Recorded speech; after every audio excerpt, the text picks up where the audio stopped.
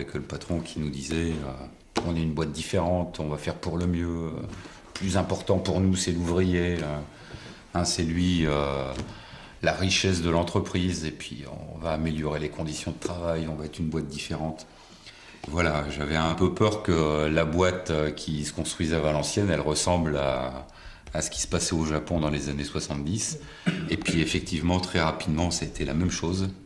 Donc, passer aux copains syndiqués pour qu'ils se rendent compte que ce qu'on était en train de vivre et les conditions de travail qui se dégradaient, ça ressemblait de plus en plus à ce qui était décrit dans le livre.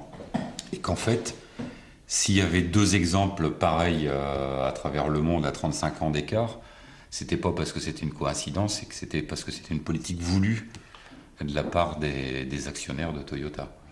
Leur but, c'était de faire suer du profit coûte que coûte, en organisant le sous-effectif, en n'en ayant rien à foutre des conditions de travail, en aggravant les conditions de travail, en donnant pas le matériel aux gens pour produire, voilà. Et toujours avec un discours pour enrober.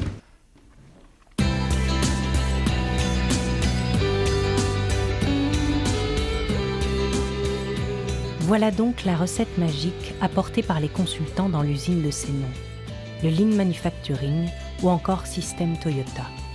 Un mode d'organisation du travail qui a fait de Toyota, petit constructeur automobile marginal des années 60, le plus gros groupe industriel de l'automobile au monde. L'aboutissement d'un siècle de pensée sur l'optimisation de la production industrielle.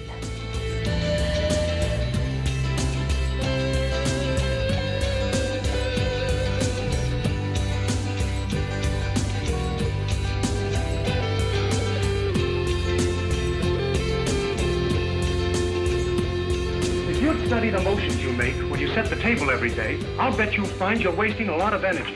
In fact, I'll bet there are better ways of doing almost everything around here. 40 seconds. Dans cette recherche, un ouvrier d'une usine de métallurgie a ouvert le bal à la fin du 19e siècle, Frederick Winslow Taylor. Ancien tourneur devenu contremaître, Taylor est confronté à ce qu'il appelle la flânerie systématique de ses subordonnés.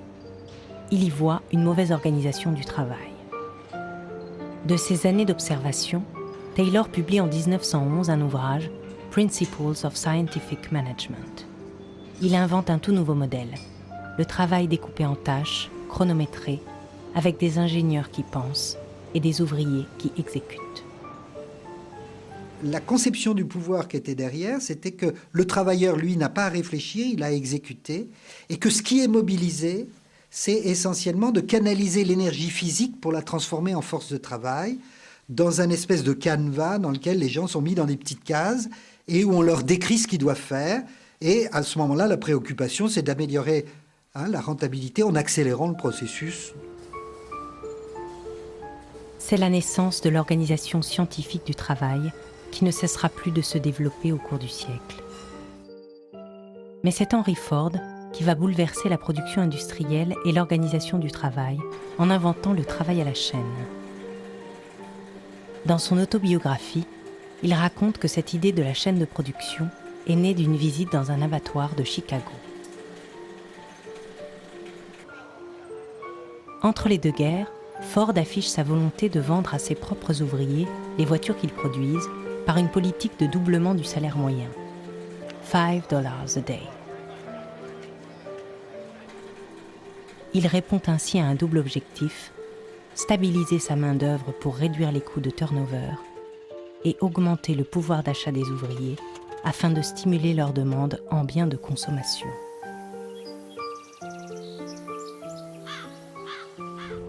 C'est le début de la production de masse.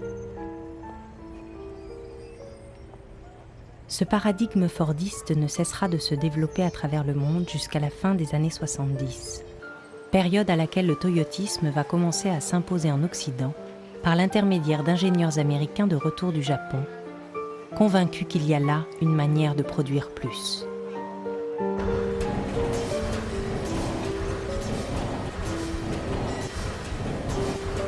Il faut rompre avec le taylorisme, parce que ça abrutit le travailleur, parce que c'est de la discipline, parce que c'est du pouvoir qui est obsolète, et donc il faut redonner au facteur humain sa place centrale.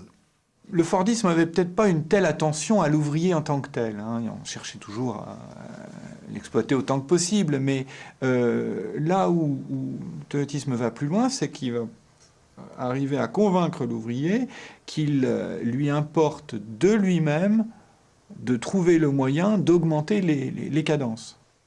On s'est rendu compte qu'il était beaucoup plus efficace et rentable et performant que le travailleur adhère, plutôt qu'il soit dans un système disciplinaire dans lequel le chef va lui dire ce qu'il faut faire et ce qu'il ne faut pas faire, et va le sanctionner s'il fait bien et le récompenser s'il fait mal. Et donc ça oblige de changer le rapport au travail.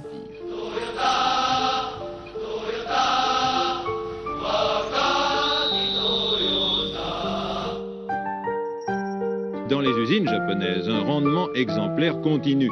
Toyota fait travailler près de 200 000 ouvriers. L'année dernière, 2 500 000 véhicules ont été construits par Toyota.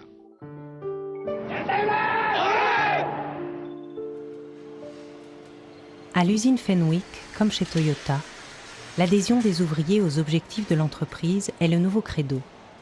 Chaque salarié doit proposer, quotidiennement, des idées, des astuces, des solutions afin d'améliorer la productivité et la sécurité de son poste.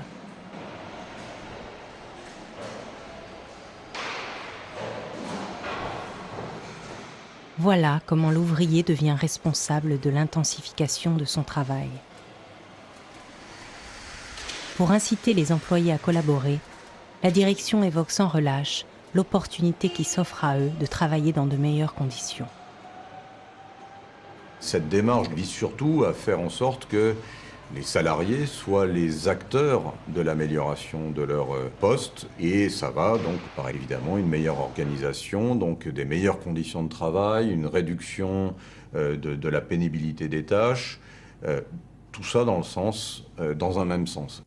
La règle d'or du système, c'est que toute amélioration doit aller dans le sens d'une amélioration de la qualité et de la productivité. C'est le critère d'acceptation de la proposition. Donc, si on peut à la fois améliorer les conditions du travail, le rendre moins pénible, le rendre moins fatigant, tout en réduisant le temps de cycle, tout en améliorant la qualité, cette proposition sera acceptée. Par exemple, si c'est moins douloureux pour l'ouvrier d'avoir le tournevis sur une table à côté de lui, au lieu d'avoir à se baisser pour le ramasser, il aura moins mal au dos, donc c'est une amélioration des conditions de travail. Mais le but, c'est la productivité. Et si c'est l'inverse qui est vrai, s'il vaut mieux qu'il se baisse pour qu'il soit plus productif, on l'obligera à se baisser. Et les opérateurs eux-mêmes sont formés à comprendre les critères selon lesquels ils doivent faire de bonnes propositions ou pas de bonnes propositions.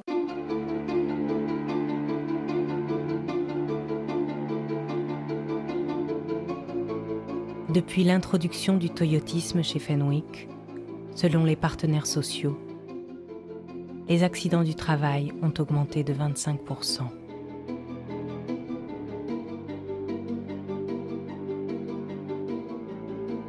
S'agissant de l'amélioration des conditions de travail, là, et c'est les salariés qui en parleront le mieux eux-mêmes. Pour ma part, la théorie du foutage de gueule me semble assez bonne, quoi. Effectivement, je pense que c'est celle qui a ma préférence, en tout cas. Hein.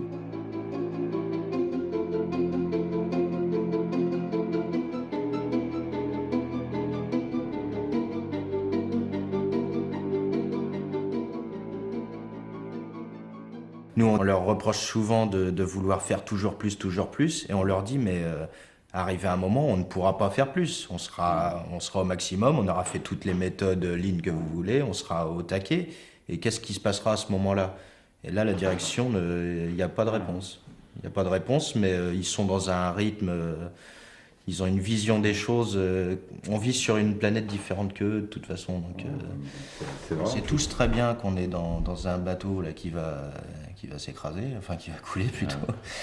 Tous les gens avec qui on parle, tout le monde sait, tout le monde se dit ouais, de toute façon les actionnaires, machin, on est tous au courant de ça, mais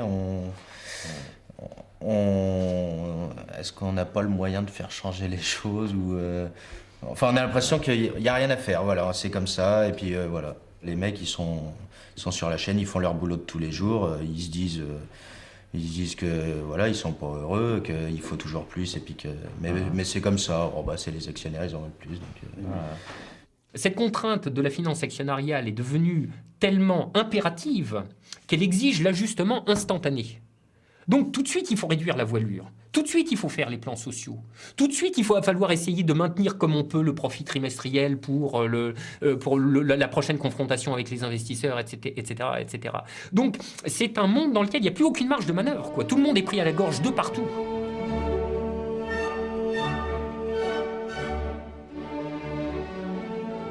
Deux ans après le rachat par KKR, le directeur de l'usine Jean-Luc Mastiquian annonce aux salariés une réduction des effectifs. L'usine doit se séparer d'une centaine d'entre eux. Le système Toyota permet de produire plus avec moins de ressources. C'était exactement l'objectif.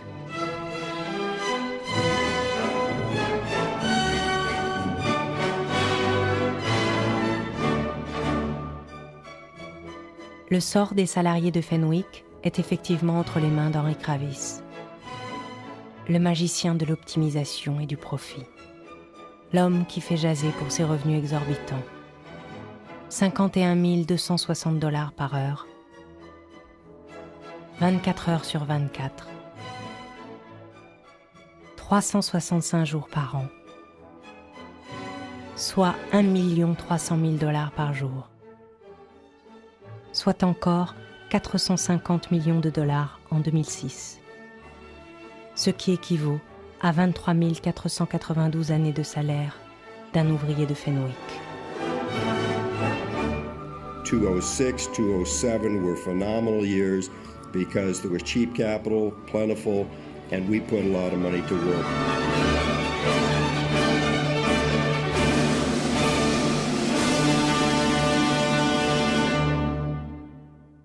Tout ce dispositif qui part du système japonais, c'est-à-dire du système du toyotisme, et qui se développe à travers la performance, le coaching, les nouvelles formes d'organisation du travail, l'évaluation individuelle des performances, l'exaltation de tout ce qui est performance individuelle, argent, etc. C'est vrai que ça ne repose pas que sur le consentement des petites gens et des gens ordinaires qui se font emporter, séduire et menacer.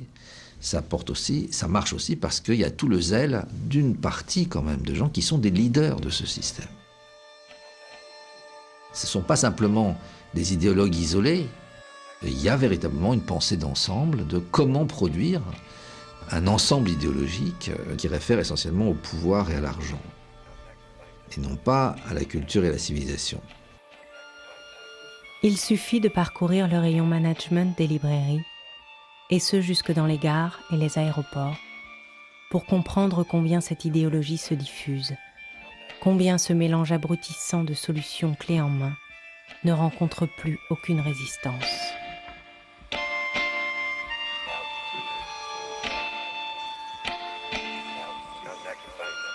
Il faut voir l'énormité des moyens qui sont mis en œuvre pour distribuer ce discours et le vocabulaire même, à travers lequel s'imprègne l'ensemble de notre monde contemporain. L'idéologie gestionnaire se présente comme pragmatique, pas du tout idéologique. Il n'y a pas une gestion de gauche, une gestion de droite, etc. Non, la gestion, c'est juste des techniques, des normes, pour dire voilà comment optimiser le fonctionnement des organisations. Et c'est ce que vendent les cabinets conseils. On vous vend de la solution.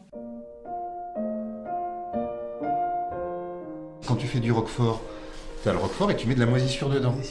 Si la moisissure prend pas, le fromage meurt. Si la moisissure prend trop bien, le fromage est pourri. Et tout l'art de l'affineur du roquefort, c'est de faire, à la fois d'utiliser et de développer la moisissure pour qu'elle crée le goût du roquefort. L'approche roquefort, ça consiste, pour ce dirigeant d'entreprise, à aller créer un lien direct avec ces éléments performants et subversifs, et parce que c'est eux qui peuvent régénérer le système. Et si on y pense, chez Fenwick, qu'est-ce qu'on est en train de faire? On est avec les meilleurs et on est en train d'explorer comment ils sont subversifs par rapport au système, mais en même temps par qui on est mandaté? Par la direction, parce qu'elle va essayer de dupliquer ça.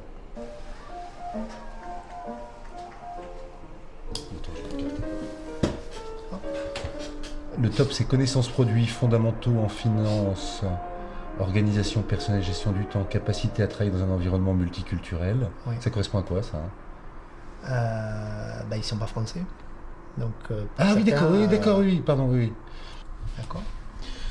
Donc ça veut dire que là, tu as le mapping des top performers et des 20 low performers. Oui. Donc tu vois où se situe le nuage des points, si tu croises entre, toujours avec les couleurs, le gros est là, quoi. D'accord, ouais. Attends, ils sont vachement plus forts. Oui, t'as raison. Ils sont beaucoup plus forts et ils sont plus faibles que la moyenne sur l'organisation personnelle et la gestion du temps. Ouais. C'est marrant, ça. Ouais. Attends, mais ça, c'est de Laurent Barre. Peut-être que le top performer, il ne s'organise pas. Ouais. Ça, on doit l'avoir. Ça, il faut demander à Fred. On va demander à Frédéric. Top par rapport à...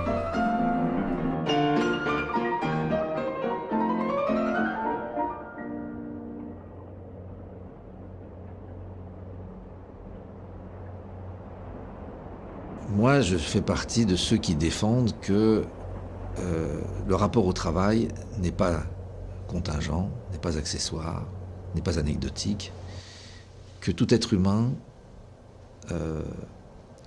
cherche d'une certaine façon, à travers le travail, l'occasion de se mettre à l'épreuve de soi, pour devenir soi-même, pour s'accomplir. Je pense que c'est un invariant humain.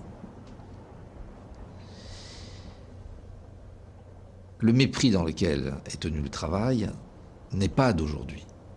Ça existait déjà dans l'Antiquité, c'était les esclaves, ça est passé par les serfs de l'Ancien Régime, ça continue avec le taylorisme et le fordisme, et aujourd'hui, on est dans un suprême mépris du travail.